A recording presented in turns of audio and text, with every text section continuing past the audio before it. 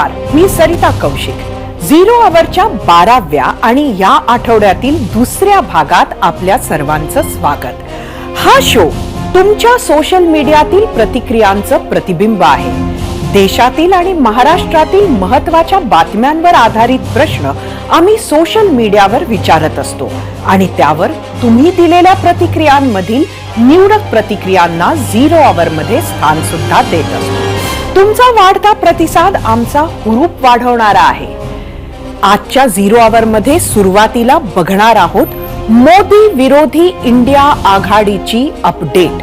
देशातील सध्याच्या राजकीय घडामोडी बघितल्या की प्रसिद्ध रशियन लेखक नाटककार अँटन चेकॉव्ह यांचं 600 वर्ष जुनं वाक्य आठवतं.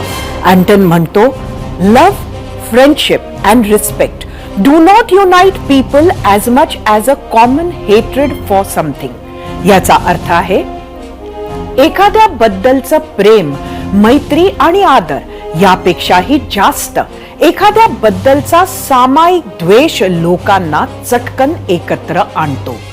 पाटणा, बंगळुरू नंतर मुंबईत 2 दिवस 26 पक्षांना एकत्र आणणारा, जोडणारा असाच समान धागा म्हणजे मोदी विरोध.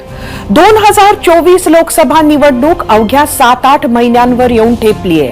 2014 आणि 2019 प्रमाणे 24 ला सुद्धा मोदी मॅजिक चालेल का, हा यक्ष प्रश्न विरोधकांसमोर आहे. या मोदी मॅजिकला निष्प्रभ करायचं असेल तर सर्वांनी एकत्र येऊन लढायला हवं या विचारानं विरोधक एकवटले आहेत. त्यांची संख्याही वाढते आहे. महाराष्ट्रात महाविकास आघाडीचा प्रयोग यशस्वी झाला होता.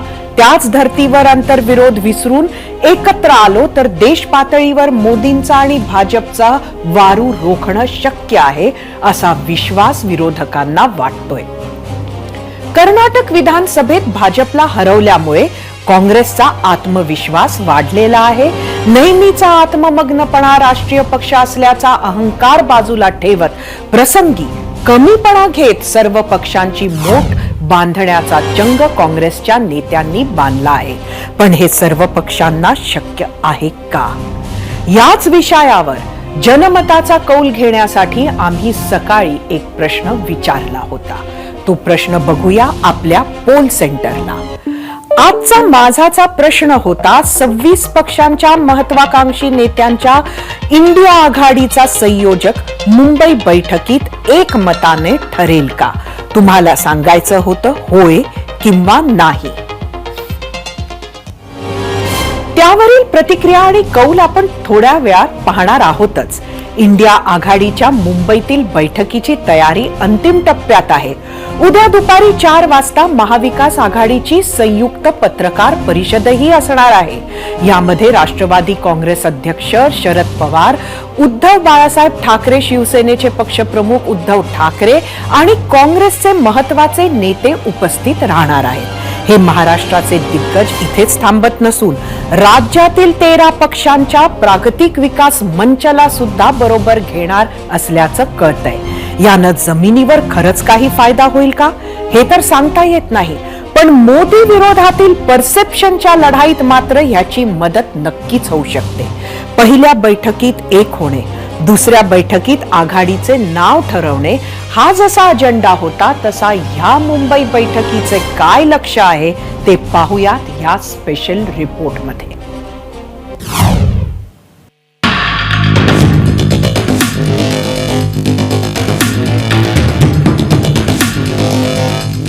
मोदी विरोधकांच्या 26 पेक्षा जास्त पक्षांच्या इंडिया आघाडीची बैठक 31 ऑगस्ट आणि 1 सप्टेंबरला मुंबईत होते. बंगळुरू मधल्या दुसऱ्या बैठकीत युपीएचं Indian National Developmental Inclusive Alliance असं बारसं करण्यात आलं होतं. त्याला छोटेखानी इंडिया म्हणत विरोधकांनी स्ट्रॅटेजिक यश पदरी पाडून घेतलं. आता मुंबईतल्या ग्रँड हयात इथे होणाऱ्या बैठकीत 2 महत्वाचे पुढचे टार्गेट आहेत. इंडिया आघाडीचा लोगो आणि आघाडीचा संयोजक ठरवणं. एमपीसीसीनं आगामी निवडणुकाकरता एक खूप मोठी computer room, IT cell, war room तयार केलेली आहे. त्याचंही काम चाललेलं आहे. त्या वॉर रूमचं देखील उद्घाटन किंवा ज्या आयटी इन्फ्रास्ट्रक्चरचं उद्घाटन देखील राहुल गांधी जेव्हा 1 तारखेला इथे येतील त्यांच्या हस्ते ते होणार आहे. इंडिया शब्द असल्यानं त्या विरोधात बोलणं भाजप नेत्यांनाही अवघड जात आहे, हे सध्याचं चित्र. या आघाडीला इंडिया नाव असल्यानं आघाडीच्या लोगोमध्ये सुद्धा राष्ट्रध्वजाच्या तिरंग्याची झलक दिसण्याचीही शक्यता आहे, ज्यामुळे भाजपची अडचण आणखी वाढू शकते. 9 वेगवेगळ्या लोगोंमधनं एक लोगो निश्चित केला जाईल.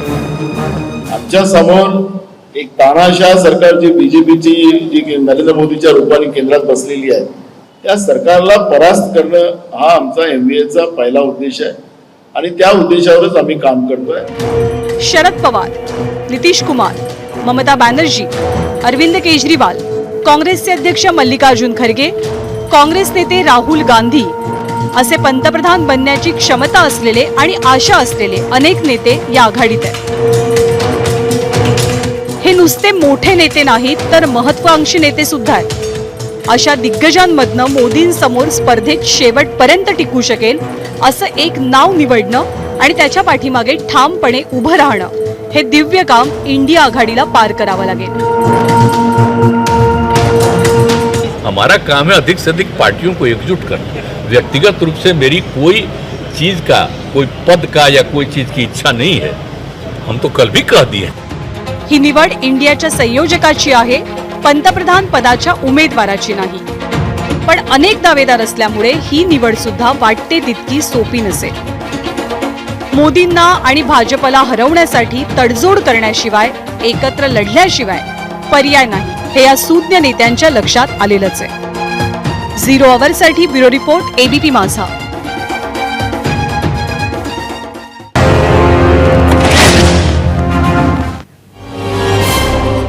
अजून एक महत्वाची माहिती. जसे राज्यात छोट्या मोठ्या 13 पक्षांना बरोबर घेण्याचा प्रयत्न सुरू आहे, तसंच नितीश कुमार हे देशातील काही महत्वाचे पक्ष मुंबईत सोबत येतील याचा प्रयत्न करत आहेत असं कळतंय. त्यात पंजाबचं शिरोमणी अकाली दल आणि हरियाणाचं इंडियन नॅशनल लोक दलची शक्यता वर्तवली जात आहे. हे त्या राज्यातील दिग्गज आणि परत एकदा परसेप्शनच्या खेळात त्यांचं येणं हे पुढचं पाऊल ठरू शकतं. आता वेळ झाली आहे 0 आवरमध्ये सकाळी विचारलेल्या प्रश्नांवर तुम्ही दिलेल्या काही निवडक प्रतिक्रिया पाहण्याची. आणि त्यासाठी आपण जाऊयात आपल्या मीडिया सेंटरला. आजचा आपला प्रश्न होता, 26 पक्षांच्या महत्वाकांक्षी नेत्यांच्या इंडिया आघाडीचा संयोजक मुंबई बैठकीत एकमतानं ठरेल का? प्रल्हाद नलावडे यांनी फेसबुकवरून म्हटलंय, सगळे एकत्र आल्यावर देशाची वाट लागायला वेळ नाही लागणार. जिथे कुटुंब प्रमुखाची अवस्था अशी, तर देशाची कशी होईल? एकत्र आले तरी एकत्र नांदणार नाहीत. फेसबुकवरूनच प्रमोद काळे यांची प्रतिक्रिया आहे, संयोजक तर मोदीजीच. या सर्वांना एक करण्याचं काम तर मोदीजींनी केलंय. आता निवडणुकीपूर्वी आपापसात लाथाळ्या करण्याचं काम हे सर्व करतीलच. लक्ष्मण पाटील, सत्ताधाऱ्यांना इंडिया आघाडीची भीती वाटते का? इंस्टाग्रामवरून सौरभची प्रतिक्रिया, नक्कीच. स्वप नावाचा हा अकाउंट आहे, इंस्टाग्रामवरून म्हटलंय, दम असेल तर काँग्रेसने सर्व जागा लढवाव्यात. ठिगळ जोडून आलेलं सरकार निर्णय घेऊ शकत नाही, आपापसातच भांडत राहतील. आम्ही भाजपला बहुमत देणार. युट्यूब वरून सुशील वर्मा यांची प्रतिक्रिया आहे, 80% लोक सकारात्मक आहेत, हाच मोठा विजय आहे. युट्यूब वरून अक्षय जाधव, राष्ट्रवादीला काढा तरच इंडियाला यश मिळेल. युट्यूब वरून अंकुर नाईक, घराणेशाही पक्ष फक्त स्वतःच्या फायद्यासाठी एकत्र येत आहेत. तुषार अहेर ट्विटरवरून, नक्कीच ठरेल. संयोजक निवडणे म्हणजे पंतप्रधान पदाचा उमेदवार निवडणे नाही. त्यामुळे कुठल्याही ज्येष्ठ अनुभवी नेत्याला संयोजक ठरवतील, अडचण येणार नाही. ट्विटरवरून मयूर वाबळे, एकमत ठरेल किंवा नाही ठरेल, टेन्शन घेऊ नये.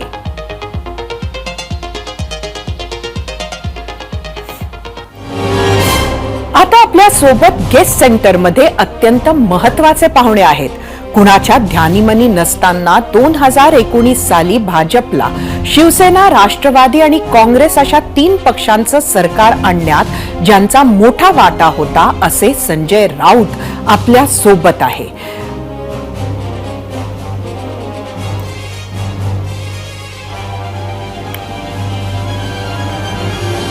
संजयजी, आपलं स्वागत आहे एबीपी माझाच्या 0 आवर मध्ये. सगळ्यांच्या मनात उत्सुकता आहे. आमचा आजचा प्रश्न होता, एक मतानं ठरेल का संयोजक, एक मतानं ठरेल का?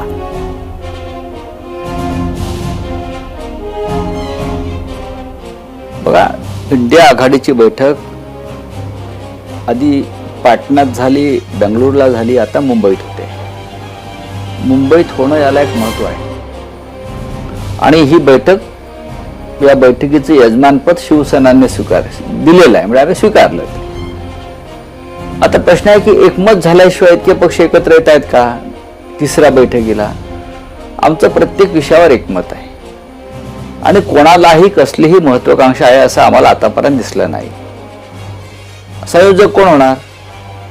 संयोजकाशिवाय 3 बैठका झाल्या. इकडे प्रत्येक पक्ष हा संयोजक आहे, प्रत्येक प्रमुख नेता हा संयोजक आहे. तरीही ही सगळी आघाडी पुढे नेण्यासाठी काही प्रमुख नेमणुका होऊ शकतात. त्याच्यामध्ये एखादी संयोजन समिती म्हणजे कोऑर्डिनेशन कमिटी किंवा अन्य काही प्रमुख ज्या नेमणुका आहेत किंवा नियुक्त आहेत त्याच्यावरती एक तारखेला चर्चा होईल आणि हळूहळू ही आघाडी एका प्रमुख राष्ट्रीय आघाडीचं स्वरूप घेत आहे आणि ते चित्र देशासाठी अत्यंत आशादायी आणि सकारात्मक आहे. खरं तर जर संयोजक हा एकमतानं ठरू शकला नाही तर कसं होणार? पुढे काय करणार?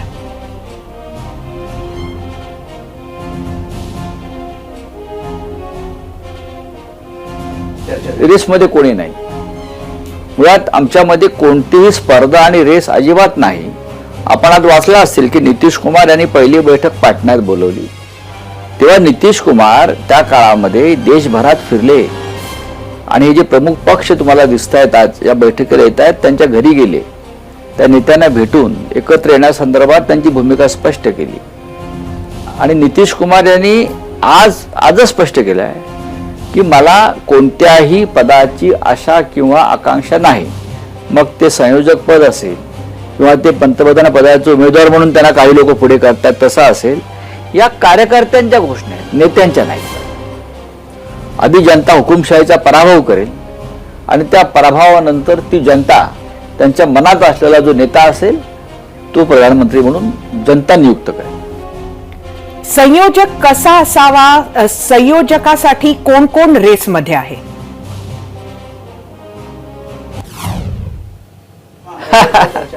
बघा, मुळात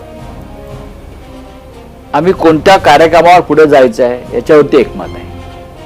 आम्हाला हुकुमशाहीचा पराभव करायचा आहे ह्याच्यावर एकमत आहे. या देशात ज्या पद्धतीचं डिक्टेटरशिप म्हणजे हुकुमशाही, एकाधिकारशाही सुरू आहे त्याविरुद्ध आपण एकत्र लढणं याला एकमत म्हणतात. बाकी अन्न, वस्त्र, निवारा, रोजगार, आरोग्य, शिक्षण हे मुद्दे तर सगळ्यांचेच असतात आणि गेल्या 10 वर्षापासून या सगळ्या मुद्द्यावर आताच्या सरकारनं काय दिवे पाजळले ते आपल्याला माहिती आहे. त्याच्यामुळे आम्हाला या मुद्द्यांवर काम करावंच लागेल. पण त्यासाठी या देशाला हुकुमशाहीच्या जोखडातून मुक्त करावं लागेल. हा एक नवा स्वातंत्र्य लढा आहे आणि त्याच्यामध्ये आम्हाला सगळ्यांना उतरावं लागेल. मग तुम्ही येणाऱ्या काळामध्ये पंतप्रधान पदाचा उमेदवार कसा ठरवणार? नाही, असं काही नाही. आमच्यामध्ये कोणताही नेता या क्षणी पंतप्रधान पदाचा दावेदार नाही. एक लक्षात घ्या, भारतीय जनता पक्षाकडे फक्त एकच चॉईस आहे, मोदी एकी मोदी. दुसरं कोणी आहे का? दुसरं कोणी सांगू शकतो का हो होय मी प्रधानमंत्री होऊ शकतो? किंवा त्यांच्या पक्षात कोणी सांगेल का की मोदी बरोबर हे सुद्धा 4 प्रधानमंत्री आहेत? वर आमच्या आघाडीमध्ये लोकांना चॉईस आहे. प्रत्येक नेता जो प्रमुख नेता आहे या आघाडीतला तो प्रधानमंत्री पदाचा दावेदार नाही, तर लोकांसाठी ती एक योग्य चॉईस असू शकतो. यालाच लोकशाही म्हणतात. मी 2024 साली मीच येणार, मीच तिरंगा फडकवणार. अहो तुम्ही कसं काय ठरवणार? लोक ठरवतील, जनता ठरवेल, मतदार ठरवेल. मतदारापुढे तुम्हाला विनम्र होऊन जावं लागतं. ती विनम्रता जेव्हा राज्यकर्त्याकडून नष्ट होते तेव्हा तो हुकुमशाहीच्या दिशेने जातो. आज देश आणि या देशाचे राज्यकर्ते त्या हुकुमशाहीच्या दिशेनं आपल्या देशाला ढकलतायत. आमच्याकडे ती पद्धत नाहीये. आम्ही एकत्र आहोत. आपण सांगितलं, पण तरीही मनात हाच प्रश्न आहे की पुढे जाऊन संयोजकच पंतप्रधान पदाचा उमेदवार राहणार का? मी मगाशी म्हणालो आमच्याकडे खूप चॉईस आहे. तो एकच, तुमच्याकडे एकच आहे, भाजपकडे दुसरा कुठला चेहरा आहे का? सांगावं त्यांनी. जगातला इतका मोठा पक्ष आहे ना, एकच व्यक्ती, एकच पंतप्रधान, एकच माणूस सर्व काही करतो. हे काय प्रकार आहे? लोगो बद्दल सुद्धा बरीच उत्सुकता आहे. एकंदरीत इंडिया नाव जसं विरोधकांना एक धक्का देऊन गेलं तसाच लोगो राहणार आहे का? दोन आमच्याकडे धक्के द्यायला खूप आहेत व्यवस्था. इंडिया हे एक नैसर्गिक नाव आहे की जे अचानक समोर आलं की आपण भारतासाठी लढतो.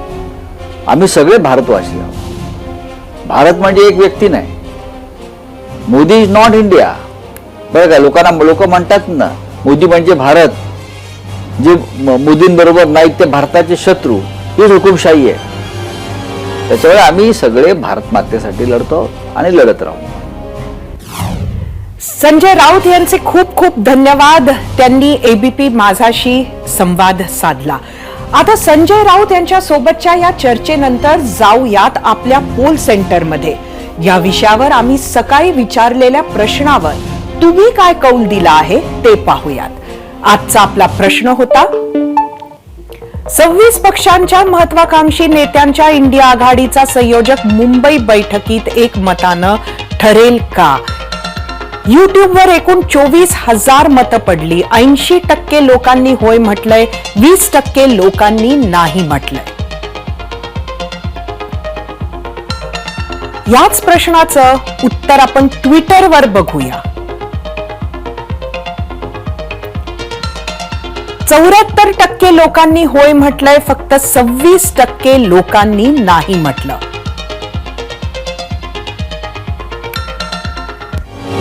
बंगळुरूमधील विरोधकांच्या बैठकीवर स्वतः पंतप्रधान मोदींनी खरपूस टीका केली होती. विरोधक विकास विरोधी आहेत, स्वतःचा परिवार वाचवण्यासाठी सगळे भ्रष्टाचारी एकत्र आले आहेत असं मोदी म्हणाले होते. एक चेहरे पे कई चेहरे लगा लेते हैं लोग या गाण्याची आठवणही त्यांनी काढली होती. ही इंडिया नाही तर घमंडिया आघाडी असल्याची टीकाही मोदी आणि भाजप करतंय.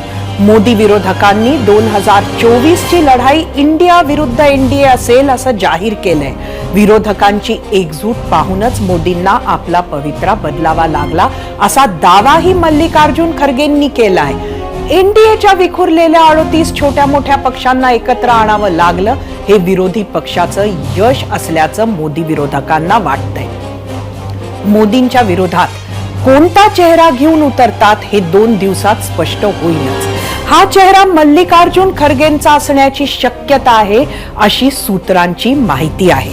त्यामुळे मल्लिकार्जुन खरगे हेच इंडियाचे संयोजक म्हणून घोषित होऊ शकतात ही मोठी बातमी. मुंबईतल्या इंडिया आघाडीच्या बैठकीनंतरच लोकसभा निवडणुकीच्या रणधुमाळीला सुरुवात होईल.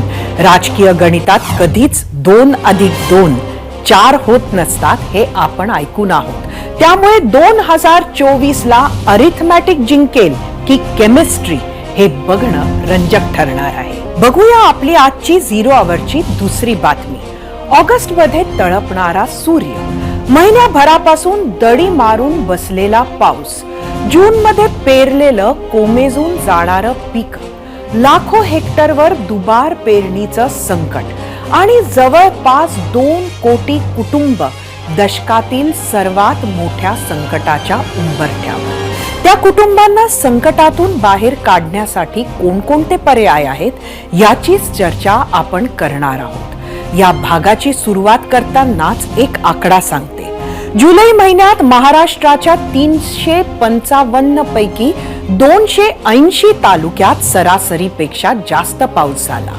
मात्र ऑगस्ट महिना सुरू झाला आणि महाराष्ट्रातून पाऊस गायब झाला. महाराष्ट्र सरकारच्या शेती विभागानं प्रसिद्ध केलेल्या आकडेवारीनुसार ऑगस्ट महिन्यात 260 तालुक्यांमध्ये सरासरीपेक्षा 50% कमी पाऊस झालाय. त्यापैकी जवळपास 90 तालुक्यांमध्ये तर 25% कमी पाऊस आहे. त्यामुळे शेतीसाठी तर सोडा, पिण्याच्या पाण्याचं संकट उभं ठाकलंय. हेच संकट किती गहिरं होत चाललंय त्यासाठी काही महत्वाची माहिती पाहूयात. तीच माहिती पाहण्यासाठी आपण जाऊया आपल्या मीडिया सेंटरला.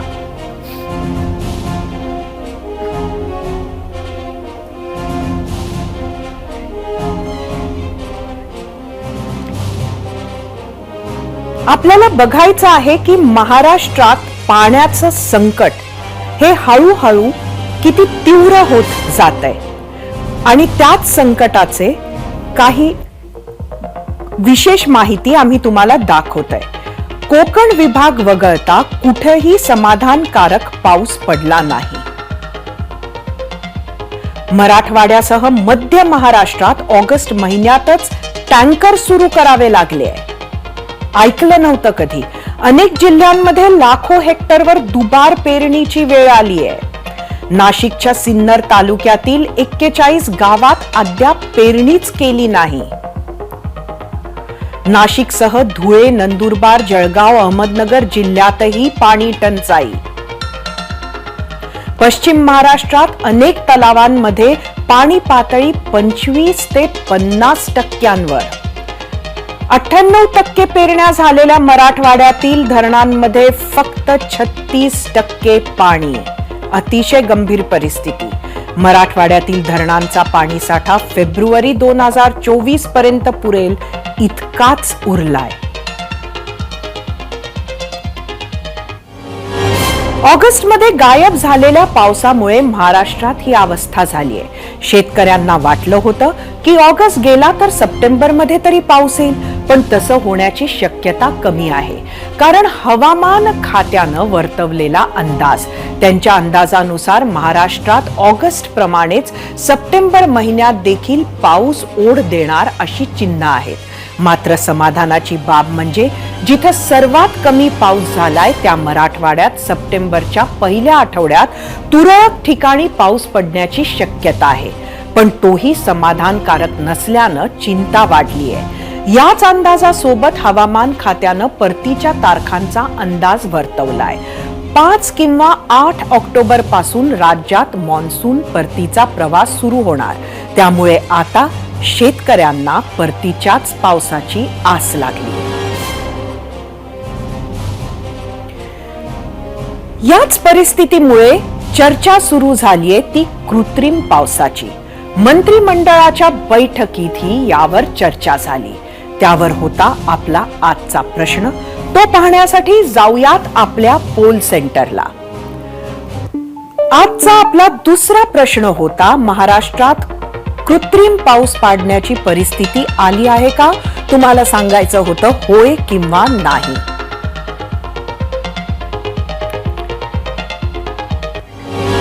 मंत्रिमंडळाच्या बैठकीत कृत्रिम पावसावर नेमकी काय चर्चा झाली याची माहिती खुद्द पाणी पुरवठा मंत्री गुलाबराव पाटलांनीच दिली आहे. पावसानं ओढ दिल्यानं महाराष्ट्र शासनाकडून कृत्रिम पावसाची चाचपणी करत आहोत. त्याची चर्चा राज्य मंत्रिमंडळाच्या बैठकीत झाली असं गुलाबराव म्हणाले. तर त्याच कृत्रिम पावसावर उपमुख्यमंत्री अजित पवारांनी मात्र वेगळंच उत्तर दिलं. बघूया. कृत्रिम पाणी टंचाईची पाणी पाडण्याचा या ठिकाणी सुद्धा मागणी होते आहे. पण शास्त्रज्ञांच्या माध्यमातून त्याच्यावर विचार करणं सुरू आहे. जर पोषक वातावरण असलं, त्याला त्यांच्या टेक्निकल पद्धतीने आपल्याला घ्यावं लागतं. तर त्यांच्याकडनं ही माहिती मिळाल्यानंतर जर कृत्रिम पाऊस पडण्याची स्थिती असली तर शासन दरबारी सुद्धा मागच्या काळात मीच ही मागणी केलेली आहे. जवळपास 2-3 महिन्यापूर्वीच ज्यावेळेस विषय आला तर या महिन्या पहिले कॅबिनेटमध्ये आपण ही मागणी केलेली होती. आणि मला असं वाटतं की टेक्निकल आल्यानंतरच त्याच्यावर या ठिकाणी पर्याय शोधला जाईल. आजपर्यंत तुमच्या माझ्या भारत देशामध्ये कृत्रिम पाऊस पाडून कुठंही परिस्थिती बदललेली नाही. तेवढ्या पुरता तो पाऊस पडतो आणि तिथं फोन येतात, अरे आमच्याकडे जमले विमान पाठवा.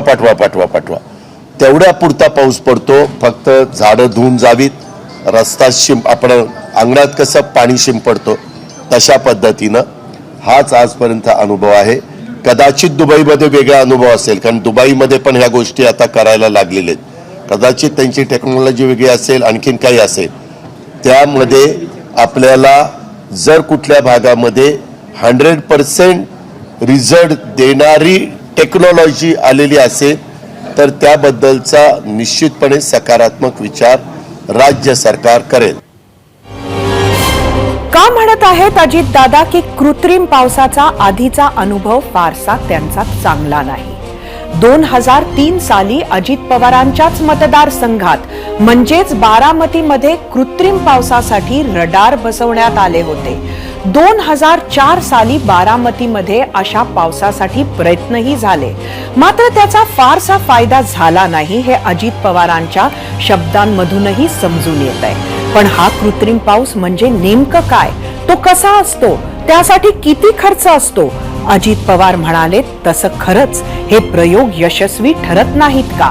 अशा अनेक प्रश्नांची उत्तरं समजून घेण्यासाठी आपण पाहूयात टीम 0 आवरनं केलेला हा रिसर्च रिपोर्ट.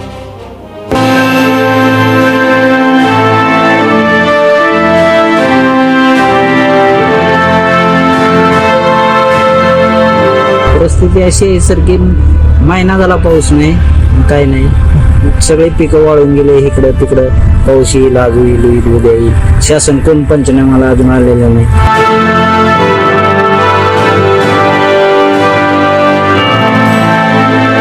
पाऊस येईना म्हणून काय बाटली भरून पाणी घालायला लागला. नजर जाईल तिथवर फक्त पाण्या वाचून कोमेजलेली पिकं, ओस पडलेलं शिवार आणि जगण्याच्या संघर्षात अडकलेला शेतकरी.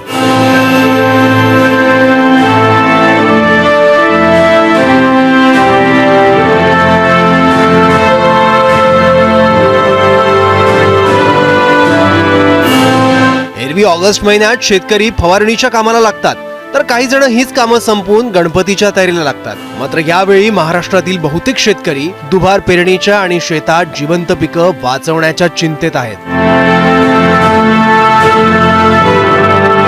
म्हणूनच की काय महाराष्ट्र सरकारच्या मंत्रिमंडळ बैठकीत कृत्रिम पावसाची चर्चा झाली. आता कृत्रिम पाऊस म्हणजे काय?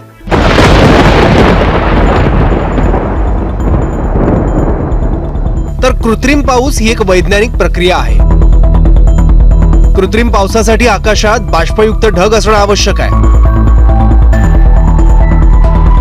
ढगांमध्ये बीजरोपण करून पावसाची प्रक्रिया करणं म्हणजे कृत्रिम पाऊस. उष्ण ढगांवर सोडियम क्लोराईड म्हणजेच मिठाची फवारणी केली जाते. ढगांवर पसरलेलं मीठ बाष्प शोषल्यानंतर पावसाची निर्मिती होते.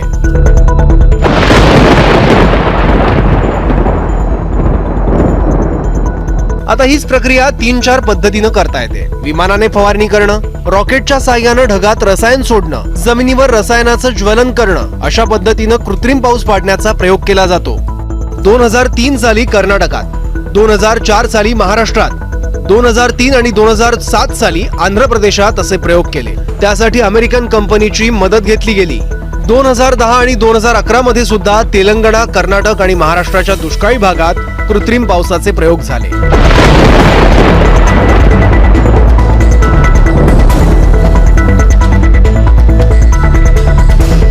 महाराष्ट्रातील दुष्काळी परिस्थिती पाहता कृत्रिम पावसासाठी अर्थसंकल्पातच तरतुदी केल्या गेल्या आहेत. 2019 साली कृत्रिम पाऊस पाडण्याच्या प्रयोगासाठी 30 कोटींचा निधी उपलब्ध करून देण्यात आला.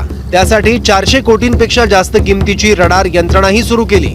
2019 साली सोलापूर आणि छत्रपती संभाजीनगरमध्ये विमानाद्वारे फवारणी केली.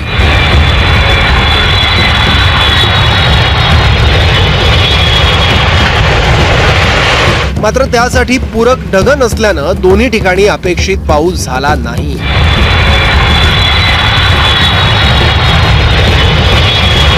असं असलं तरी IIT कानपूरनं जून 2023 मध्ये क्लाउड सीडिंगचा यशस्वी प्रयोग केला. वायुसेनेच्याच विमानाच्या मदतीनं 5000 फूट उंचीवर रसायनाची फवारणी झाली. त्यात अमेरिकन क्लाउड सीडिंग अटॅचमेंट्सचा वापर केला गेला.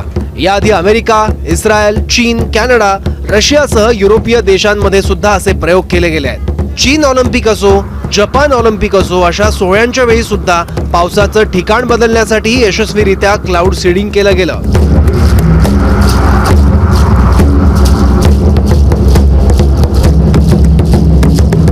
आणि आता आपल्या महाराष्ट्रात सुद्धा अशाच कृत्रिम पावसाची वेळ आली आहे का, अशी चर्चा खुद्द मंत्रालयात सुरू झाली आहे. कारण ही दृश्य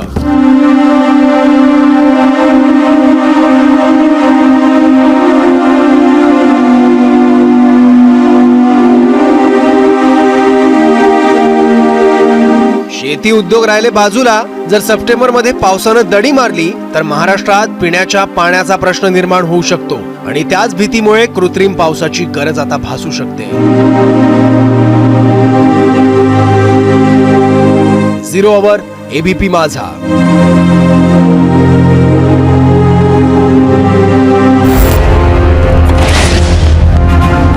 झालंय. तब्बल 41 गावांनी शिवारात अद्यापही पेरणी केलेली नाहीयेत. तिथं जाऊन पाहूया ग्राउंड रिपोर्ट.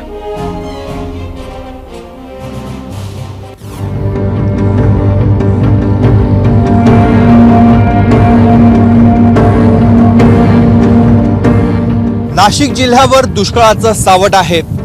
नाशिक जिल्ह्यातले 44 महसुली मंडळ असे आहेत जिथे गेल्या 21 दिवसांमध्ये पाण्याचा एक थेंबही नाहीये आणि पुढील 2 ते 3 दिवसांमध्ये आणखी त्यामध्ये 10 ते 12 मंडळांची भर पडणार आहे जिथे पाऊस पडलेला नाही. नाशिक जिल्ह्यातल्या सिन्नर तालुक्यातल्या दातली गावातलं शेत आहे. शेतकऱ्यांनी शेत नांगरून ठेवलेलं होतं. नेहमीप्रमाणेच पाऊस पडेल अशी शेतकऱ्यांना आशा होती, अपेक्षा होती. मात्र अद्याप पाऊस पडलेला नाहीये. त्यामुळे जिथे हिरवी पिकं बहरायला पाहिजे होती तिथे संपूर्णपणे उजाड असं रान आपल्याला बघायला मिळतं आहे. बाबा, काय सध्या पाऊस नाही, काय नाही, तरी कामं चालू आहे तुमच्या शेतामध्ये? माझं एका बळ होऊन द्यायचं आणि वाकरायचं. ट्रॅक्टरनं त्याला डिझेलला पैसे नाही, मग उपटेच राहायचं. त्याच्यानंतर मग काय आहे, सरकारनं आपल्याला आहे ना वीज माफ करायला पाहिजे. शेती एरियाला पाणीच नाही तर मग ते बिल आमच्या येते. तुम्ही पंचनामे जे असतील दुष्काळाचे ते शासनाने आत्ताच चालू करा. दुष्काळ जाहीर करताना सर्व शेतकऱ्यांचं 100% कर्जमाफी करून शेतकऱ्यांना या दुष्काळात मदत करावी एवढीच माझी तरुण शेतकरी म्हणून विनंती. 1 महिना जेमतेम शिल्लक आहे आणि पुढचा पासून याची आता शाश्वत नाही. फक्त पिण्याच्या पाण्याचे टँकर चालू करा. नदी, नाले, ओढे हे सगळे कोरडे आहेत. कमीत कमी 40-50 हजार रुपयाचं उत्पन्न अपेक्षित होतं. आता उत्पन्न तर नाहीच, परंतु तुम्हाला सांगतो आता ही मशागत केली, लागवड बी बियाणं टाकले, ॲडजस्टमेंट केली, तुम्हाला सांगतो इकून तिकून आता ते सुद्धा तोट्यात आली गंमत. असं हातामध्ये पिकं दिसत आहेत तुमच्या करपलेली सगळी. आता हे काय आता एकदम करपून गेली, तुम्हाला सांगतो पाणी अभावी ती. पण आता ही जे काय भवितव्य काय ह्या प्लॉटचं? भवितव्य आता गेलं तर जमाय साहेब. आता तुम्हाला सांगतो एकदम गेलं तर जमाय. पाऊस नाही आजपर्यंत थेंब सुद्धा होत नाही. सुलतानी संकटाला तरी त्यांना सामोरं जाऊ नये अशी या प्रत्येकाची अपेक्षा आहे. कॅमेरामन मयूर बारगेजेसह मुकुल कुलकर्णी, ABP माझा, सिन्नर, नाशिक.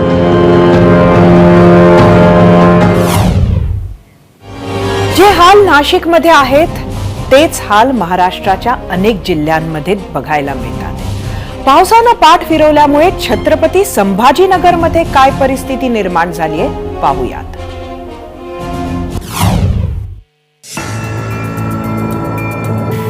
शेतकऱ्यांनी पेरणी करून 2.5 महिने झालेत आणि पावसानं ओढ देऊन 25 दिवस झालेत आणि त्यामुळेच या शेताची जर परिस्थिती आपण पाहिली तर पूर्णपणे पीक हे करपून गेलेलं आहे. कसं पेरलं होतं आणि डोळ्या देखत हे कसं जळतंय. आता आपण बघूच राहिलं आणि आता आमच्या पुढे शेतकऱ्यापुढे डबल प्रश्न आलेला आहे. एक तो जनावराला चारा राहणार नाही, प्यायला पाणी राहणार आणि आर्थिक बाजू जी होती ती पूर्ण शेतात लावून टाकली.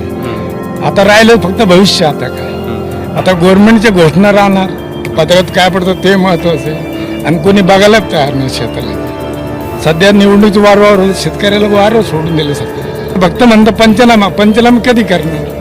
पूर्ण बरबाद झाल्यानंतरच होणार ना पंचनामे. सरकारने विचार करावा, स्वतः काही पाहणी करावं आणि शेतकऱ्याचं काय डिसिजन तो द्यावं. सरकारने सात पूर्वीपासून सोडलेलीच आहे. सरकार कुठलाही असू द्या, पाऊस चांगला असतो तर शेतकरी सुखी असतो, असं नाही या सरकारमध्ये. त्याचं सरकार कुठलाही असू द्या, पाऊस नसेल सरकार काहीही करू शकत नाही. आणि याची शेतकऱ्यांना गॅरंटी आहे, सरकार काहीच करणार नाही. शेतकऱ्यांचं संकट शेतकऱ्यांना अंगावर घेणार. कसं पेरलं होतं, म्हणजे कसे पैसे लावले ना, आता काय स्थिती आहे ते आता सगळं तर लावलेलंच आहे. आता या जनावरांचं काय करायचं, आमचं काय करायचं शेतकऱ्याचं? आता हे बघा ना तुम्ही, हे सांगायची गरज नाही. शासनानं डायरेक्ट बांधावर येऊन सनी हे पाहून सनी जाणे. शेतकऱ्याला विचारायचं काम नाही, काही नाही. सरळ त्यांनी निर्णय करायचा का, म्हणजे यांना वाऱ्यावर सोडून द्यायचं का काय करायचं यांचं.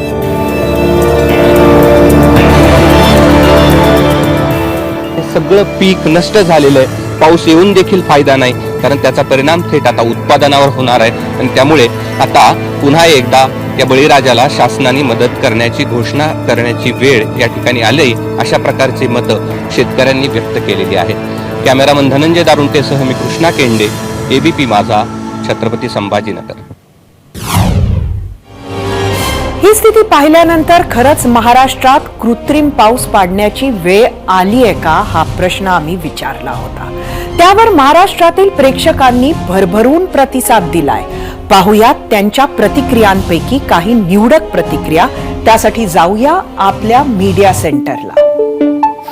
आजचा आपला प्रश्न होता, महाराष्ट्रात कृत्रिम पाऊस पाडण्याची परिस्थिती आली आहे का? तुषार अहेर यांनी ट्विटरवर म्हटलंय, महाराष्ट्रासारख्या मोठ्या भौगोलिक प्रदेशात कुठल्या भागात किती प्रमाणात कृत्रिम पावसाचा प्रयोग होणार, त्यासाठी किती खर्च येणार, यासारख्या गोष्टींचा आराखडा राज्याच्या समोर ठेवणे गरजेचे आहे. शशांक पुरी, कृत्रिम पाऊस हा एक जुमला आहे. त्याला ढग यायला हवेत आर्द्रतेने भरलेले. आधी पण प्रयोग झालाय, मात्र फसला. ट्विटरवरच विशाल भोर, सरकार आणि निसर्ग दोन्ही शेतकऱ्याची परीक्षा घेत आहेत, मात्र शेतकऱ्यांना पर्याय नाही. युट्यूबवरून के मोरे, कृत्रिम पावसाचा प्रयोग 2 वेळा फसला. त्याचा खर्च सुद्धा जास्त आहे. उपलब्ध जलसाठ्यांचे काळजीपूर्वक नियोजन करणे हीच काळाची गरज. नागनाथ गायकवाड, आता गरज आहे सर्व आमदार आणि खासदार याचे 2 वर्षाचे पगार थांबवून ते पैसे शेतकरी आणि इतर गरजू लोकांना देण्याची. शत्रुघ्न दंदाळे, युट्यूबवरून, अकोला जिल्ह्यात पाडा कृत्रिम पाऊस. ढग येतात पण पाऊस येत नाही. बळीराम काळे, 12 महिने पाणी वाहणाऱ्या नद्या, छोट्या मोठ्या सर्व नद्यांना जोडा, नदीजोड प्रकल्प राबवावा. इंस्टाग्रामवरून पुरू, अजून पण टाइम गेला नाही, झाडे लावा, झाडे वाचवा. महत्वाचा संदेश आहे हा. इंस्टाग्रामवरूनच ज्ञानेश्वर मुकडे, सध्या तरी गरज नाही, पिके पूर्ण वाळल्यावर कृत्रिम पाऊस पाडायला पाहिजे, म्हणजे वाळलेली पिके सडायला सोपे जाईल. महाराष्ट्रातील जागरूक प्रेक्षकांच्या प्रतिक्रिया पाहिल्यानंतर वेळ झालीये आजच्या प्रश्नावरचा पोल पाहण्याची. त्यासाठी जाऊयात आपल्या पोल सेंटरला. आजचा आपला प्रश्न, कृत्रिम पाऊस पाडण्याची परिस्थिती आली आहे का, हे होते. ट्विटरवर एकूण 1000 मतं आलेली. 84% लोकांनी होय म्हटलंय, 16% लोकांनी नाही म्हटलंय. युट्यूबवर एकूण 25,000 मतं आली.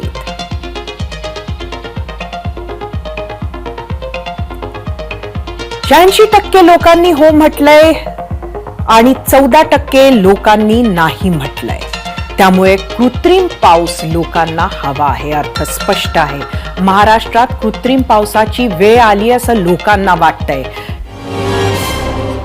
अर्थ खरंच स्पष्ट आहे. महाराष्ट्रासमोरची गरज पाहता कृत्रिम पाऊस व्हावा असं प्रत्येकाला वाटत असलं तरी त्याच्या परिणामांची चर्चा होणंही गरजेचं आहे.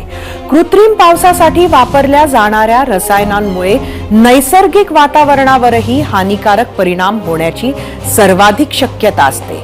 शिवाय तिथल्या शेतजमिनींमध्येही रसायनं अनेक वर्ष तशीच राहतात. त्याचा परिणाम शेतीवर होतो. इतकंच नाही तर या कृत्रिम पावसामुळे माणसांनाही धोका होऊ शकतो. आयोडीनच्या पावसामुळे त्वचेचे आजारही होण्याची शक्यता असते. अशा कारणांमुळे ऑस्ट्रेलियात कृत्रिम पावसाच्या प्रयोगावर थेट बंदी घालण्यात आली आहे. कृत्रिम पावसामुळे फायदा होण्याऐवजी नुकसान होण्याची शक्यता जास्त असल्याचं मत तिथल्या शास्त्रज्ञांनी व्यक्त केलंय. आणखी एक महत्वाची बाब म्हणजे कृत्रिम पाऊस प्रचंड खर्चिक गोष्ट आहे. त्यानंतरही त्याच्या परिणामाची कोणतीही शाश्वती नसते. म्हणूनही अनेक वेळा हा निर्णय टाळला जातो. इकडे दुष्परिणाम असले तरी बदललेलं तंत्रज्ञान आणि त्याला विज्ञानाची जोड दिल्यानंतर होणारे परिणाम नियंत्रित करू शकतो तर नक्कीच फायदा होईल. असो, आपण तरी महाराष्ट्रात नैसर्गिक पाऊसच परत येवो हीच प्रार्थना करूया. आणि आता आपण पाहणार आहोत एक महत्वाचा व्हिडिओ. एक असा व्हिडिओ ज्यानं महाराष्ट्राचे मुख्यमंत्री एकनाथ शिंदेंना मोठं आश्वासन द्यावं लागलं. तोच व्हिडिओ पाहण्यासाठी आपण जाऊयात आपल्या मीडिया सेंटरला.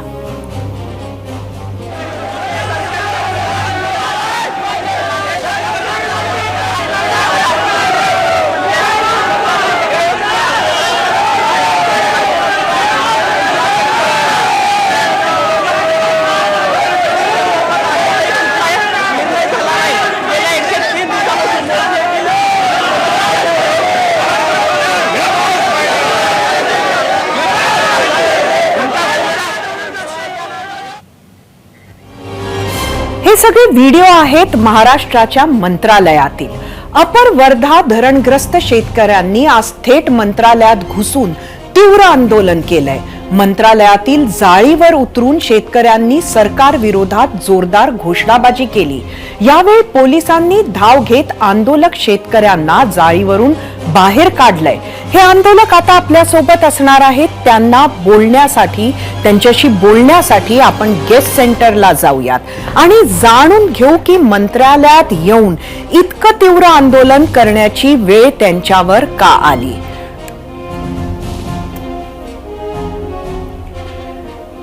जर शेतकरी इतका तीव्र असं आंदोलन करत असतील, इतकं टोकाचं पाऊल उचलत असतील तर ही वेळ का आली हे खरं तर आम्हाला जाणून घ्यायचंय. आणि आपण दोघं नुकतेच आंदोलन करून आमच्या बरोबर आले आहात.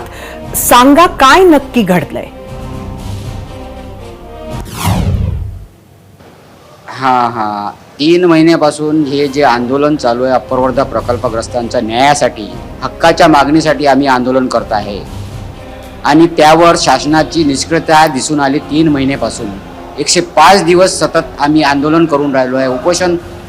उपोषण मंडपामध्ये शासनाचं सहकार्य आम्हाला मिळून नाही राहिलं आहे. आजपर्यंतही त्या उपोषणाला शासन आणि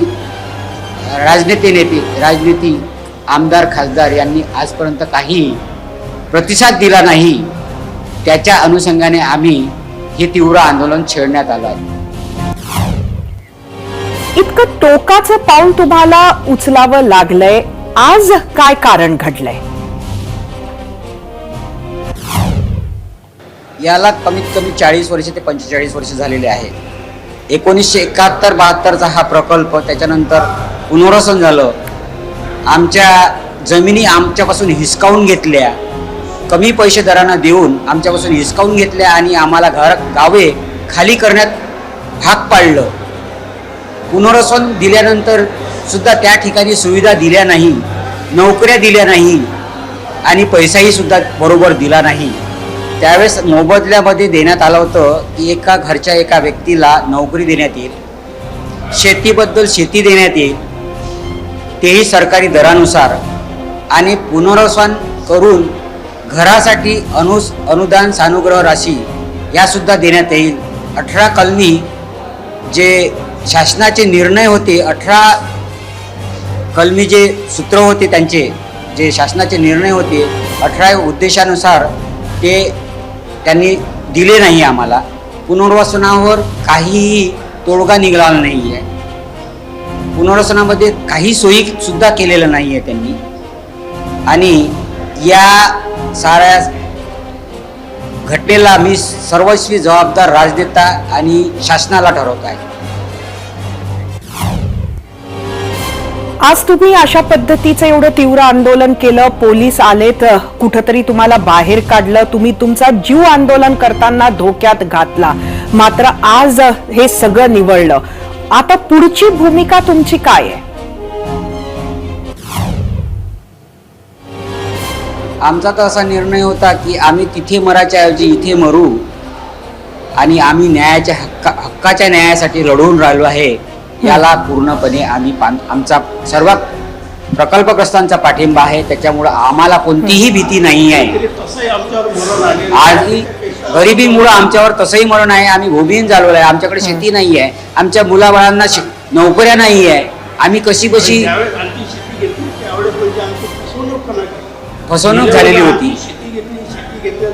त्यांनी सांगितलं की आम्ही समजून घ्या का आज तुम्हाला आम्ही जे पैसे देऊन राहिलो हे फक्त ॲडव्हान्स आहे म्हणे. बाकी धरणवाल्याला जे पैसे मिळेल तेही तुम्हाला मिळणार आहे. आणि आम्ही म्हटलं का बा आम्ही म्हणजे समजा तक्रार नोंदवून पैसे उचलत आहे तर आम्हाला धमकी दिली गेली हो ना का तुम्ही जर तक्रार नोंदवून सनेने जर समजून घ्या का पैसे घेत असले तुम्हाला आताच पोलीसच्या ताब्यात देतो असं करून सने आमच्यासोबत धोकेबाजी केली. शासनाने आमची फसवणूक केलेली आहे. या अनुषंगाने आम्ही हा उद्रेक केलेला आहे आणि याच्यानंतरही सुद्धा होईल. शासनानं आमची फसवणूक केलेली आहे आतापर्यंत. त्यावरती काही निर्णय देत नाही आहे. सरकार निष्क्रियतेचा उदासीनतेचा अभाव दाखवल्यामुळे आजचा आमचा जो कार्यक्रम आम्ही केला इथे आणि जीवन मरण सुद्धा आम्ही त्याग करून हा जो निर्णय घेतलेला आहे. जोपर्यंत आम्हाला निर्णय भेटत नाही तोपर्यंत आमचा हा उद्रेक चालूच राहील आणि आमचे आंदोलन सुद्धा चालू राहील अशी मी शासनाला विनंती करतो की त्यांनी आमच्या समस्याकडे गांभीर्याने लक्ष देऊन हे काम पूर्णतः न्यावं आणि आम्हाला न्याय मिळावा अशी विनंती आम्ही केलेली आहे. धन्यवाद. तुम्ही आज आमच्याशी संवाद साधला. मात्र एकच आशा आम्ही तुमच्या समोर व्यक्त करतो, तुमचं आंदोलन जरी पुढे सुरू राहिलं तरी तुम्ही अशा पद्धतीनं स्वतःचा जीव धोक्यात घालून आंदोलन करू नका. या अपर वर्धा धरणाची व्यथा मी तुम्हाला सांगते, ऐका. मूळ प्रशासकीय मान्यता मिळाली होती 13 ऑक्टोबर 1965 साली. मात्र प्रकल्प पूर्ण होता होता 1993 साल उजाडलं. कालव्यांचं काम पूर्ण झालं साल 2003 ला. आता कुठे 1965 आणि कुठे 2003? मूळ रक्कम होती 13.5 कोटी आणि काम पूर्ण होईपर्यंत हीच किंमत पोहोचली 1634 कोटी रुपये. त्या धरणाच्या बुडीत क्षेत्रासाठी भूसंपादन झालं. त्यावेळी 2538 कुटुंबांकडून जमीन अधिग्रहित करण्यात आली होती आणि तत्कालीन नियमानुसार 15,000 ते 25,000 रुपये इतका मोबदला या सर्वांना देण्यात आला होता. पण दुखणं तेच, वेळेत प्रकल्प पूर्ण होणं तर सोडा, सुरूही धड होत नाहीत. त्यामुळे लोक जमिनी सोडत नाहीत. किमती अव्वाच्या सव्वा वाढून जातात आणि मग जुन्या भावात जमिनी सोडलेल्या लोकांच्या अपेक्षाही बदलतात आणि मोबदला वाढवून द्या अशा मागण्या नव्यानं सुरू होतात. हेच इथंही झालं आहे.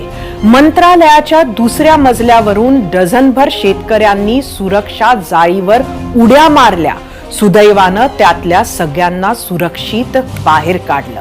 मात्र या आंदोलनानंतर एक प्रश्न उपस्थित होतो, तो म्हणजे 40 वर्ष सुरू असलेल्या प्रश्नाकडे कोणत्याच सरकारनं लक्ष का दिलं नाही आणि ज्यांनी दिलं त्यांनी तो पूर्णपणे मार्गी का लावला नाही? ह्या प्रश्नाचं उत्तर मिळेल का शंकाच आहे. मात्र तुर्तास वेळ झालीये आजच्या भागात इथंच थांबण्याची. एबीपी माझा, उघडा डोळे बघा नीट.